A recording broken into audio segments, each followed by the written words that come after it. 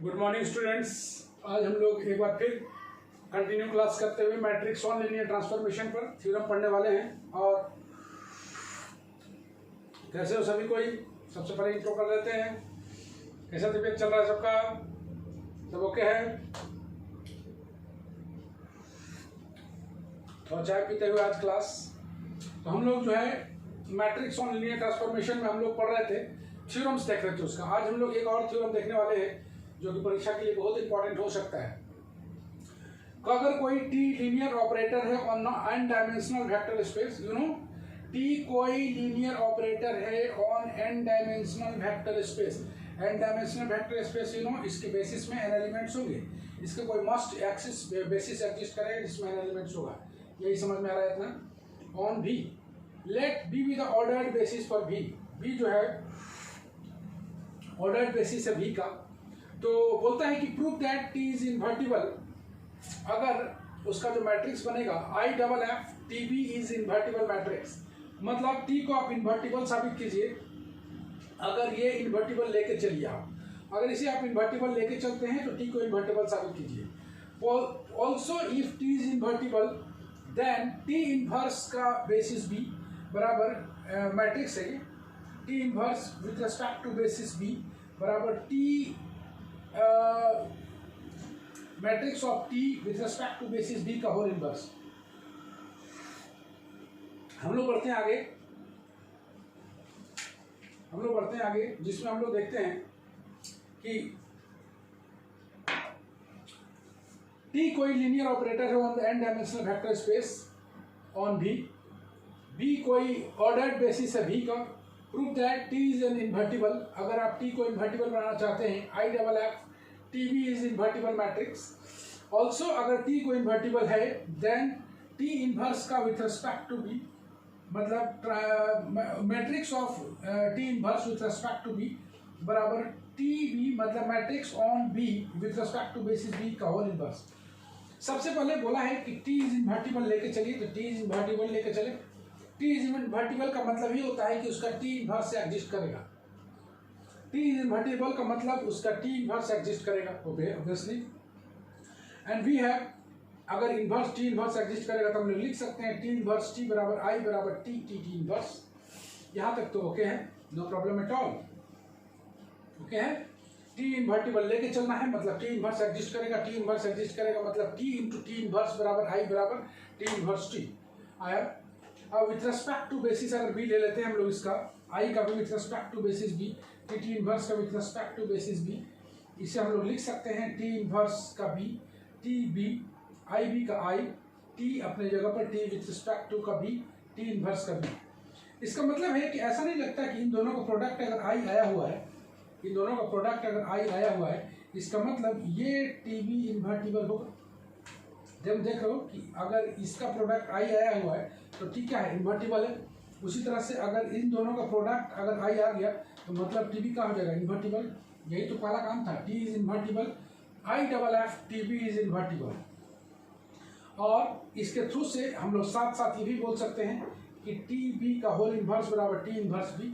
यहाँ तक मेरा भी कंप्लीट हो गया है। अब हम लोग को बढ़ना है, T B is invertible matrix लेके चलना है। T B is invertible matrix लेके चलना है और टी को इन्वर्टिबल बनाना है। ऑब्वियसली ये केस तो हम लोग आ चुका। T B is invertible matrix, T B is invertible matrix मतलब लेट टी बी बराबर मान लिया ए, और इसका जो इन्वर्स है ए का इन्वर्स, इसको हम लोग मान लिया सी। ए का इन्वर्स को हम लोग मान लिया सी। ए का इन्वर्स को हम लोग सी अगर मानते हैं, let S be the L T on V. मेरे पास S is the L T on V है, तो सच दैट एस बी बराबर हम लोग अगर मान ले सी, मेरे पास सी ए बराबर आई बराबर ए सी है। सी ए बराबर आई बराबर ए सी है। चूंकि सी का मान है हम लोग ए इन्वर्स माने हैं, तो ए इन्वर्स ए समझ रहे हो बराबर आई ए इन्वर्स, चूंकि सी बराबर ए इन्वर्स माने हम लोग। अब सी का वैल्यू हम लोग पुट कर देते हैं। सी का वैल्यू क्या है, एस का linear transformation with respect to B, with respect to basis B put कर दिया। ए का वैल्यू मेरे पास है टी बी, ए का वैल्यू मेरे पास है टी बी पुट कर दिया बराबर आई अपने जगह पर, ये अपने जगह पर। इसको हम लोग लिख सकते हैं एस टी का बी आई बी अपने जगह पर, ये टी एस का बी आराम से लिख दिया। और उसके बाद यहाँ से हम लोग बोल सकते हैं एस टी का बी को ही हम लोग एस टी बोलते हैं। एस टी बराबर आई बराबर टी एस। दिस इम्प्लाइज हम लोग बता सकते हैं टी को इन्वर्टिबल। आइए एक बार और देखते हैं इसे। टी लीनियर ऑपरेटर है on the N dimensional vector space on V. B को मान लिया ऑर्डर बेसिस किसका है, वी का। प्रूव करना है टी को इन्वर्टिबल अगर T B I double F मतलब दोनों तरफ से T B is invertible matrix. और अगर टी को इन्वर्टिबल बताना है तो हम लोग टी इनवर्स का बी बराबर टी इनवर्स भी बता पाएंगे। हम लोग लेके चलते हैं टी इन्वर्टिबल। टी इन्वर्टिबल का मतलब ये होता है टी इनवर्स एग्जिस्ट। कहने का मतलब आ गया कि टी इनवर्स बराबर आई बराबर टी इनवर्स। इसको हम लोग वापस with respect to basis attach कर सकते हैं, बेसिस ले सकते हैं आई बी टी इनवर्स भी। इसको हम लोग अलग अलग कर सकते हैं। इसी तरह से यहाँ भी तुमने देखा होगा, इसको कंबाइन कर सकते हैं, इसको अलग अलग कर सकते हैं। T inverse with respect to B को हम लोग अलग अलग कर सकते हैं, आई बी का आई लिख सकते हैं। और यहाँ से इन दोनों का प्रोडक्ट जिस तरह से देख रहे हो टी इन्वर्टिबल है तो टी का टी इनवर्स बराबर आई है। उसी तरह इसका और इसका इन्वर्स आ गया, टी का इन्वर्स आ गया। मतलब टी बी को हम लोग क्या बोल सकते हैं, इन्वर्टिबल। तो T B is invertible and T B का whole inverse is also invertible. Next बोलता है कि आप जो है टीबी को लेके चले, इस TB with respect to B को लेके चले इन्वर्टिबल और बना देते हैं क्या, टी इज इन्वर्टिबल। इस तरह से ये एक थ्योरम है। इस पर हम लोग एक सवाल बनाते हैं और ये सवाल भी उतना ही खास होने वाला है।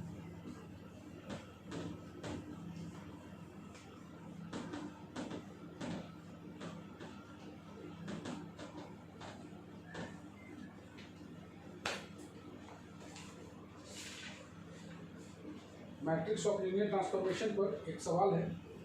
लेट टी बी द, बड़ा ही सवाल है। लेट क्वेश्चन है, let T be the linear operator on R cube defined by T x1 x2 x3 बराबर 3x1 प्लस x कितना दिया हुआ है, x3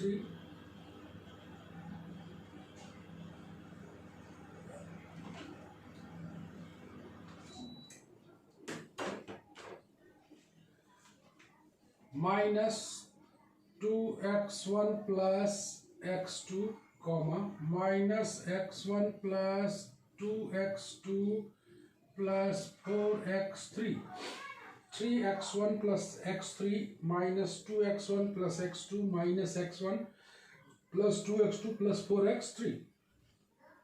Prove that T is invertible and find a formula for T inverse. मेरे पास दिया हुआ है T x1 x2 x3 को डिफाइन करके दिया हुआ है। T linear operator on R cube है, तीन वेक्टर्स डिफाइन करके दिया हुआ है। Prove that T is invertible, prove that T invertible and also the formula for T inverse. हम लोग बात करते हैं इसका सॉल्यूशन में। लेट बी एक ऑर्डर बेसिस लेना पड़ेगा, B be the standard order basis. अगर नहीं दिया रहे standard ordered basis, standard ordered basis for R cube. तुम्हें पता है कि अगर नहीं दिया हुआ रहता है कौन सी, अगर दिया हुआ नहीं रहता है बेसिस तो उसका स्टैंडर्ड बेसिस लेते हैं। स्टैंडर्ड बेसिस क्या क्या होता है, देन बी बराबर मेरे पास आ जाता है स्टैंडर्ड बेसिस में 1 0 0 0 1 0 और 0 0 1। लेट ए बराबर ले लेते हैं हम लोग टी बी। इसका जो हम लोग निकालते हैं T with respect to order basis B, that is A B the matrix of T with respect to B. ध्यान बोलते हैं matrix with respect to the basis B. वही अगर ए है, फर्स्टली वी फाइंड ए। तो हम लोग ए निकालने के लिए हम लोग सबसे पहले मैट्रिक्स बना लेते हैं T100 का वैल्यू अगर इसमें हम लोग डाल के निकालते हैं, देख रहे हो ना, x1 x2 x3 का इस फार्मूले से अगर वैल्यू निकालते हैं हम लोग तो आ जाएगा 3 - 2 - 1 t, और निकाल लेते हैं हम लोग T0 1 0 का वैल्यू निकाल लेते हैं 0 1 2, T0 0 1 0 1 0 4 निकाल लिया हम लोग 1, पुट करो 0 0, यहाँ पे पुट करेंगे हम लोग 0 0 और x3 1 है तो 1 आ जाएगा, यहाँ से आ जाएगा, यहाँ से ये आ जाएगा। ऑब्वियसली इसे लीनियर कॉम्बिनेशन दिखाने का जरूरत नहीं है, क्यों? स्टैंडर्ड बेसिस अगर लेते हैं हम लोग तो वो ऑलरेडी लीनियर कॉम्बिनेशन में बनाया हुआ होता है, ऑलरेडी बना हुआ होता है, इसीलिए इसको हम लोग डायरेक्ट लिए, इसको हम लोग लीनियर कॉम्बिनेशन में बनाने की जरूरत नहीं है। तब हम लोग यहाँ से a बराबर जो हम लोग लिए हैं TB, इसको हम लोग निकाल सकते हैं, इसका 3 - 2 - 1, इसका जो कॉलम के रूप में आएगा 0 1 2, इसको हम लोग पहले ही निकाल चुके हैं 1 0 4। तो मेरे पास TB है मतलब A है, यहाँ तक समझ में आ गया होगा। इसको लीनियर कॉम्बिनेशन में दिखाएंगे तो ऑटोमेटिकली ऑर्डर्ड बेसिस में लीनियर कॉम्बिनेशन का रूप ही होता है। देखिए जरा इसे बढ़िया से, बहुत अच्छा है।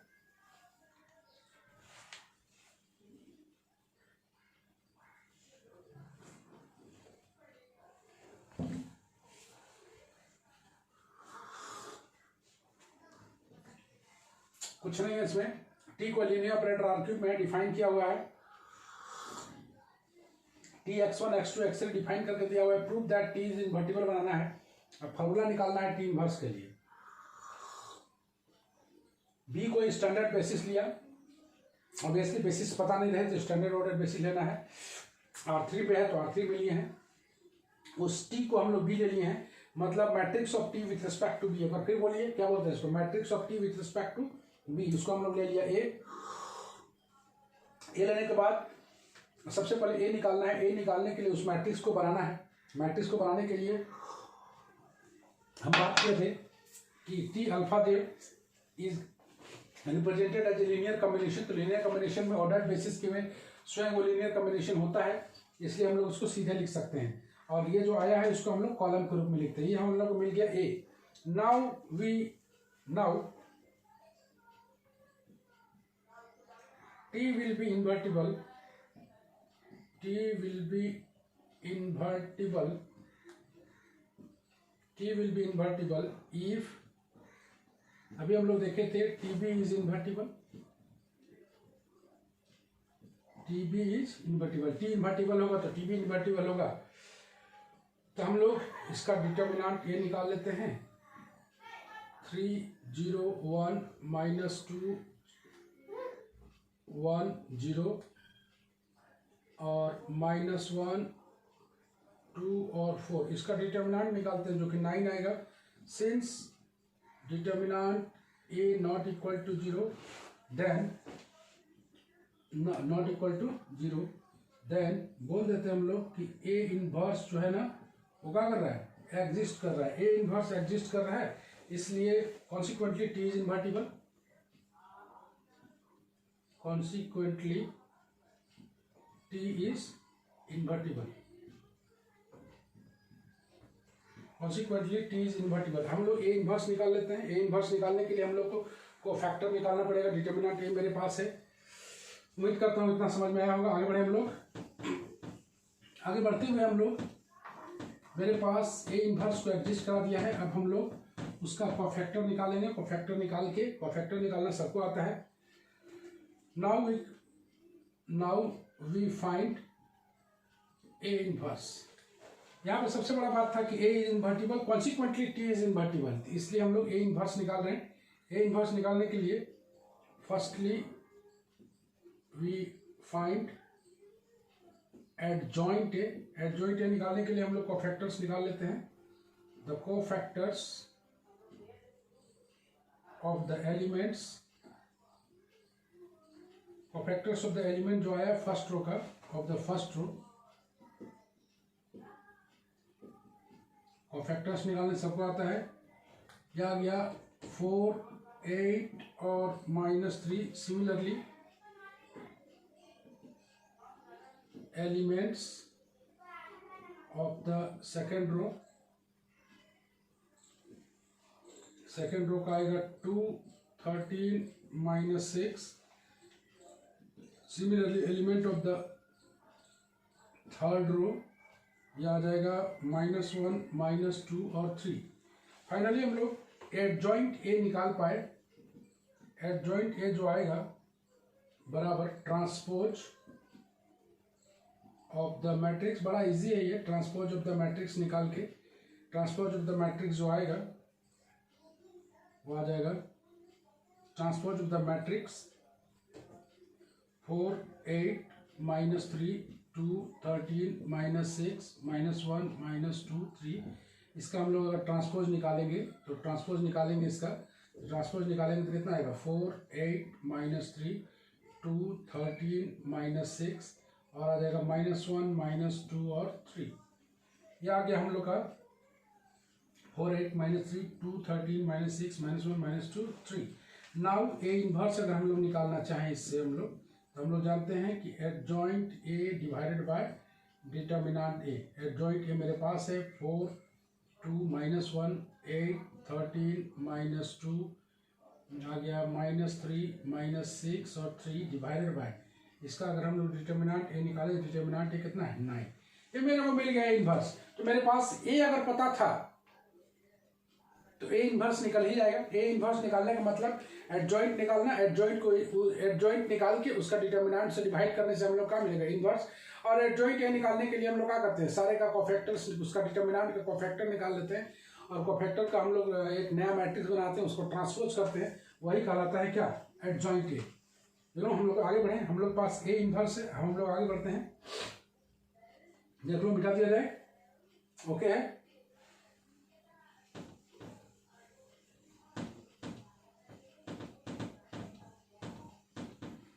हम लोग आगे बढ़ते हैं और हम लोग बात करते हैं मेरे पास ए इन्वर्स है। मेरे पास ए इन्वर्स आ गया है। ए इन्वर्स आ गया है 1/9 4 2 -1 8 13 -2 -3 -6 और 3। इसके बाद हम लोग जानते हैं टी इनवर्स का बी बराबर टी बी का होल इनवर्स बराबर ए इनवर्स, यही जानते हैं ना। नाउ निकल गया ए इनवर्स निकालने का मतलब यही टी इनवर्स भी निकल गया। हम लोग निकालते हैं now we find the formula for T inverse. Let alpha बराबर a b c be any vector belongs to R3।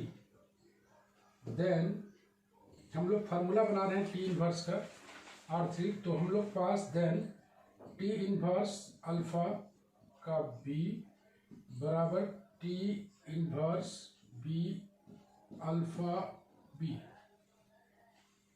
तो मेरे पास बराबर टी इनवर्स है मेरे पास जो कि ए इनवर्स के बराबर है, टी इनवर्स का बी जो कि मेरे पास ए इनवर्स के बराबर है 4 2 -1 8 13 -2 -3 -6 3 को मल्टीप्लाई करते हैं अगर हम लोग ए बी सी से तो हम लोग पाएंगे 1/9 4a मल्टीप्लाई कर देना है प्लस 2b माइनस सी 8a plus 13b minus 2c minus 3a minus 6b 3c, दोनों मैट्रिक्स का मल्टीप्लिकेशन है।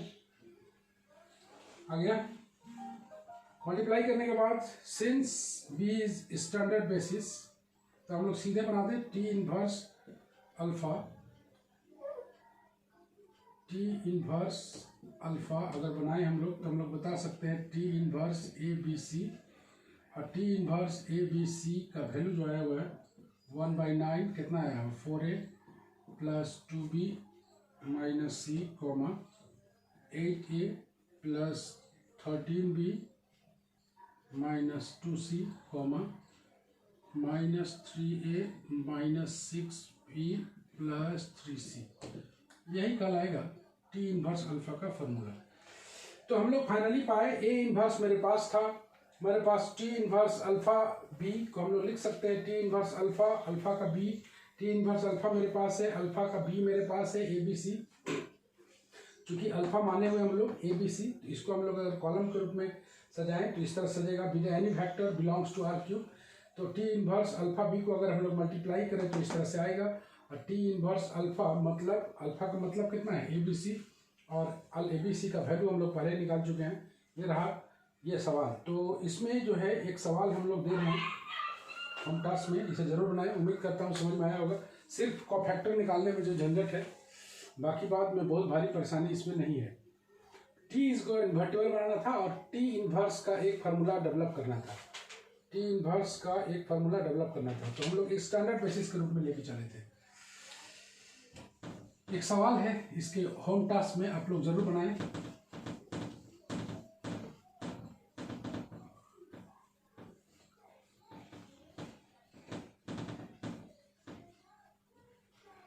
एक होम टास्क में सवाल दे रहे हैं, इसे जरूर बनाएं।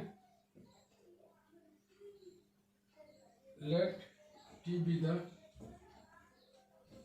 Linear operator on R cube defined by, similar question है,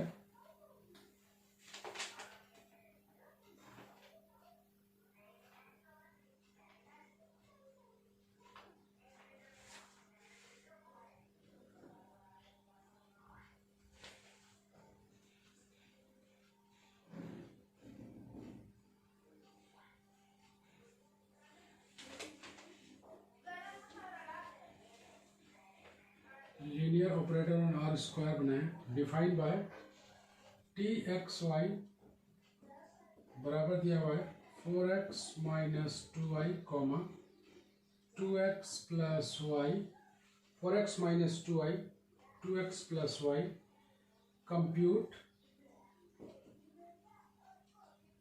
the matrix of t relative to the basis alpha 1 alpha 2 where alpha 1 बराबर 1 1 alpha 2 बराबर -1 0। ये बेसिस है। अब स्टैंडर्ड बेसिस नहीं है, ये है 179 पेज नंबर का 5 नंबर।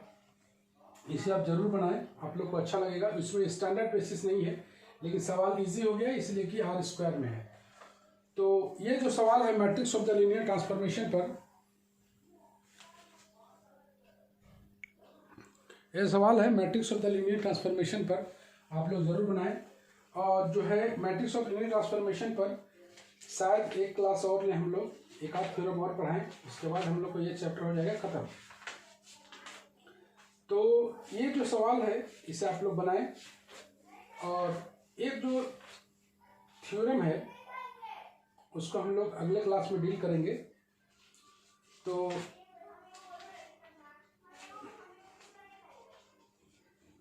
एक हम लोग नोट के रूप में देख लेते हैं,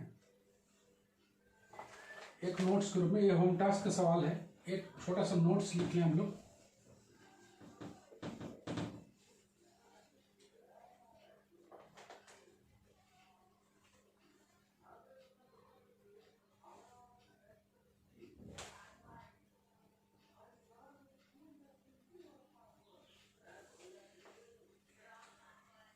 टी अल्फा होल का बी को हम लोग लिख सकते हैं टी बी और अल्फा बी, इसको नोट्स के रूप में लिख लिया जाए।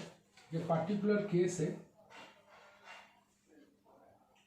ओके, इसी को हमने यूज किया था। तो आज हम लोग यहीं तक, उम्मीद करता हूँ कि समझ में आया होगा। तो आप लोग एक बार फिर आप लोग को कंटिन्यूटी बना दिया गया है, आप लोग जम के पढ़ाई करें। और इस लॉकडाउन पीरियड में लॉकडाउन 3 जारी है, तो ऑब्वियसली पता चला होगा कि झारखंड सरकार में कोई ग्रीन जोन और कोई ऑरेंज जोन में कोई छूट नहीं मिला हुआ है। तो बहुत सारे हमारे प्रवासी भाई लोग बाहर से आए हैं, बहुत सारे स्टूडेंट लोग कोटा से आए हैं, इसलिए जो है झारखंड सरकार ने फैसला किया है कि कोई रियायत कोई बरती नहीं जाएगी और जिस तरह से लॉकडाउन जारी है उसी तरह से जारी रहेगा। हम लोग कोशिश करेंगे कि लीनियर ट्रांसफॉर्मेशन एक और क्लास लेके उसको ख़त्म करें, और ख़त्म करने के बाद हम लोग जो शुरू करेंगे इसका डुअल बेसिस शुरू करेंगे। डुअल बेसिस पढ़ने के बाद हम लोग पढ़ेंगे, डुअल बेसिस भी बढ़िया चैप्टर है। उसके बाद हम लोग स्टार्ट करेंगे हम लोग इनर प्रोडक्ट स्पेस, जो कि बेहद इंपॉर्टेंट होने वाला है। ये इनर प्रोडक्ट स्पेस यूनिवर्सिटी में नहीं है, ये रांची कॉलेज और वुमेंस कॉलेज को पढ़ना है। तो हम लोग इनर प्रोडक्ट स्पेस में 2 फाइनल क्वेश्चन को तैयार करके लीनियर अलजेब्रा को खत्म करेंगे। तो आज हम लोग यहीं तक, एक बार फिर हम लोग मिलते हैं नेक्स्ट क्लास में। Bye bye.